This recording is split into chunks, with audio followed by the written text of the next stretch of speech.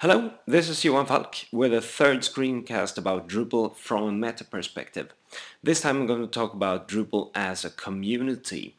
There are quite a few people saying that it's more accurate to say that Drupal is a community, a bunch of people, than to say that it's a software or a code or something. Yeah, so this is what this screencast is about. You can see here, this is the Drupal.org website. This is the main hub for the Drupal community.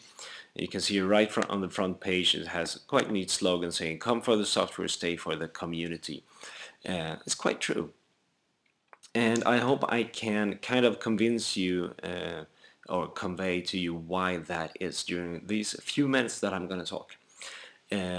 Saying that Drupal is about the community is kind of like saying that a product is about the people building the product or doing the product. And I think that's pretty true. Any company would say that their staff is their most valuable asset.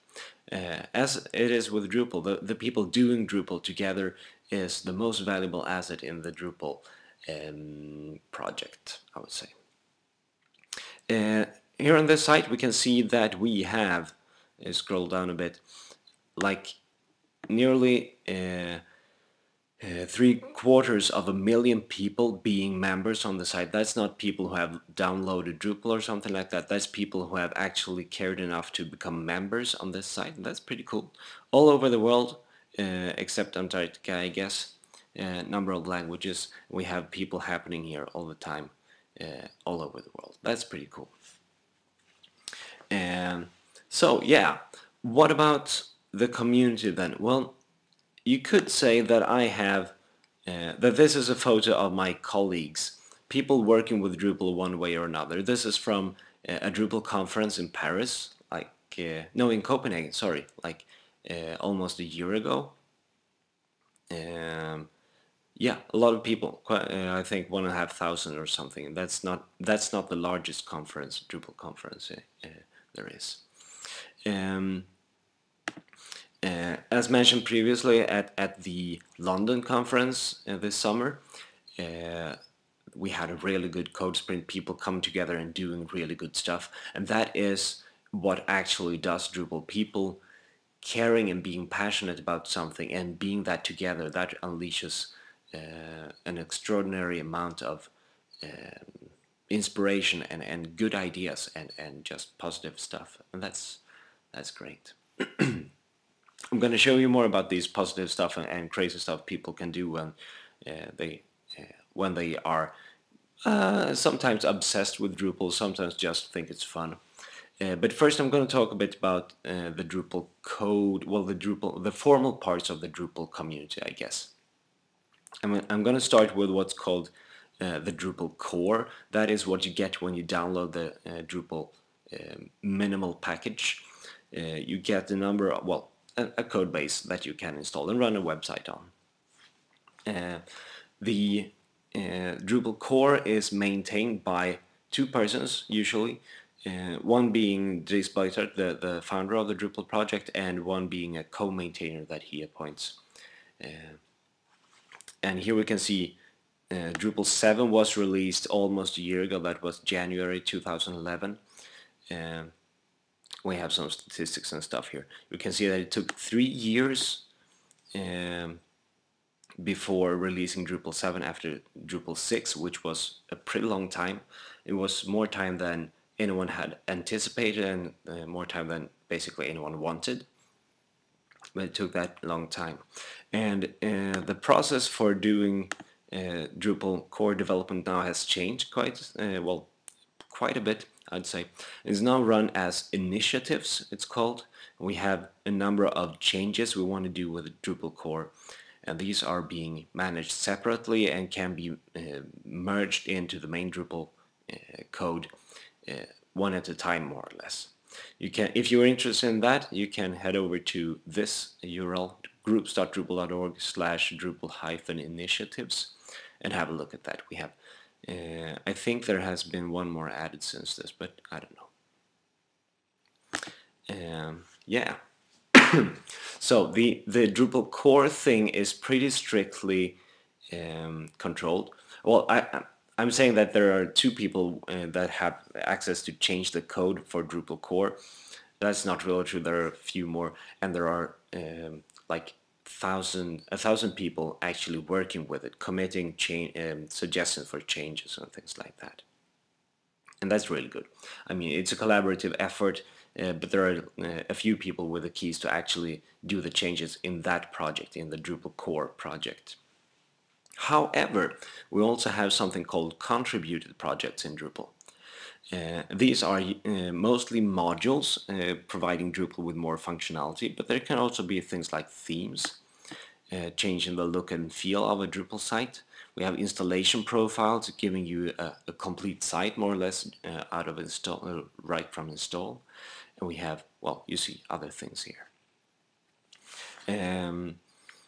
These modules or projects are managed by a number of people. The starter of a project is as a maintainer, and he or she can appoint more maintainers, and it grows, and the original one can leave the project and more come in, and you can have mini maintainers helping you with bugs and or documentation or whatever. And that's kind of interesting. At a later screencast, I will talk about looking at modules and judging modules and things like that, but I'm not going to talk very much about that now. What I want to say is that we have Drupal core that is pretty strictly managed and has a release cycle. I think the release cycle for Drupal 8 is like 2.5 years from Drupal 7, which means, well, then 1.5 year from now, I guess. That's interesting. The contributed modules are much more in the wild. They can be like anything. They can be abandoned. They can be really good. They can be really bad. They can be a collaborative effort of 30 people or just one guy working on his own. And it's kind of an art learning how to judge modules and know which modules to trust and not to trust. But I'm going to talk more about that in a later screencast. Yeah. Back to the community part of this. I want to show you a few places you can find more information, well, and get into the Drupal community if you're interested. I don't expect that you're very interested in that at this point, but in some point of time you will be interested in getting into the community. If you like Drupal, I want to do that. I mean, that's okay. You don't have to. We have, I mean, if we look at, what was it, 700,000 something people registered here, and I guess like 3, 4, 5 times that have downloaded Drupal.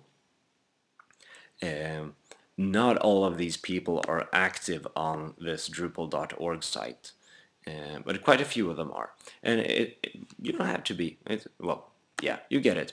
However, if you decide at some point in time that you want to be engaged in Drupal and learn more about the community and take part of it, this is one of the places you can go. It's called groups.drupal.org. And we have discussion groups. Here you can see the groups I'm member in, a number of them. And we have, I think, at the bottom of the page saying, no, it didn't. Well, a number of groups here. You can search and find a discussion group that matches your interests.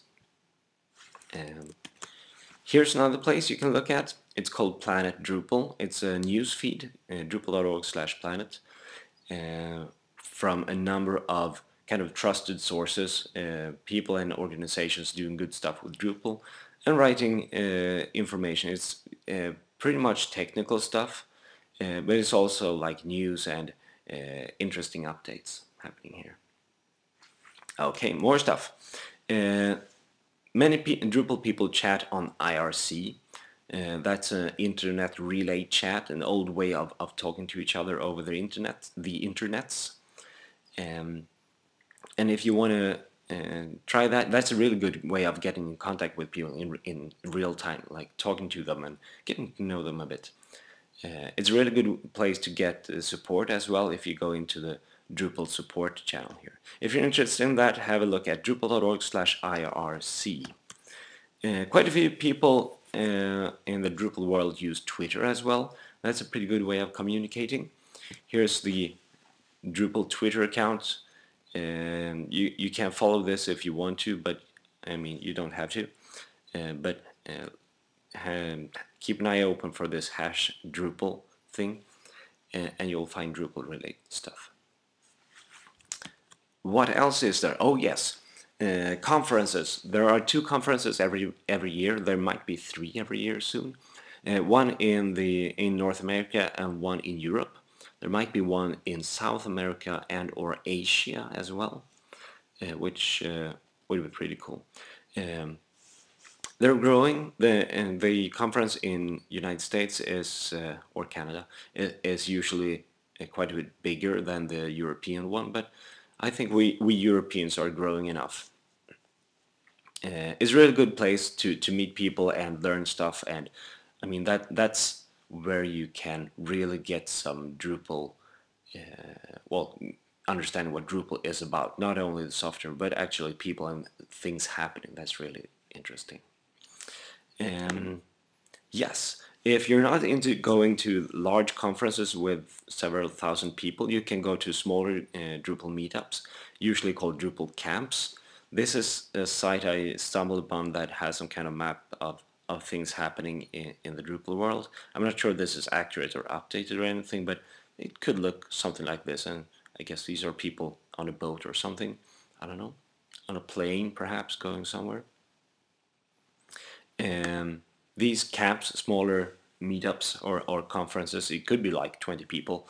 This is a few hundred in Berlin. This was a really good Drupal camp. That's also a good way of getting into Drupal, meeting people and learning stuff. Oftentimes you have really good presentations where you can learn good stuff about Drupal. That's great. Yes, if you feel that this is interesting, also head over to drupal.org/getting-involved. That will give you some more ideas of how to get into the Drupal community and also do good stuff. If you do good stuff for Drupal, people will be really happy to see you, and you will be happy to see them, and we'll have some positive thing going. You'll notice this. And then eventually you will maybe too start doing some crazy Drupal stuff. It happens when people like smart people with ideas get together and they all like the same thing. They have a passion for the same thing. Strange things can happen. I'm going to show you some of them. Like people start making Drupal cakes like this. Nice. Oh, let's see if I can make this better. Yeah, Drupal hats. Why not? Knitting hats, Drupal. Or making baby shirts for Drupal babies. Or here we have Drupal beer made for the Copenhagen conference. It's pretty good beer as well. And we have Drupal gingerbreads. Why not have Drupal gingerbreads while we're at it? We have Drupal socks here on Mr. Walker, James Walker from Lullabot, good guy. And we have the human Drupalcon, a big suit made for a small conference in Sweden. We have, oh dear, this is a bacon Drupalcon. I'm a vegetarian, so I wouldn't really eat this, but I still think it's kind of neat and scary. We have Drupal t-shirts being sold. Let's see if I can make these appear. I'm sorry for my crappy browser right now. The screen recorder and the browser doesn't work really well together. Things like this. And we have also Drupal rock bands, which is pretty cool. You cannot really see it, but this is me over there playing the bass. Of course, I'm the most metal of everyone on the stage. Yeah, that's things that can happen in Drupal community if you get involved. Drupal is fun. That's the baseline, and getting together with smart and nice people to do Drupal stuff is just a great feeling. And yeah, and that's it. That's, I would say, what drives Drupal, what gets Drupal going. Yeah. So I think this screencast finishes the meta perspectives on Drupal, and in the next screencast we're going to look at how to do some actual technical stuff with this Drupal thing, whatever that is. See you there. Bye.